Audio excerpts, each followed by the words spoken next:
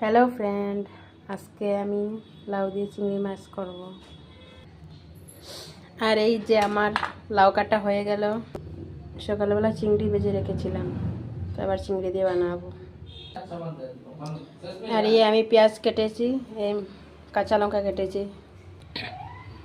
কড়াইতে তেল দিয়ে দিয়েছি, তেল গরম হয়ে গেছে। এবার এতে শুকনো লঙ্কা আর গোটা জিরা দিয়ে দেব। এবার এতে পেঁয়াজ দিয়ে দেব। পেঁয়াজটা হয়ে গেলে তারপর লাউটা দিয়ে দেব।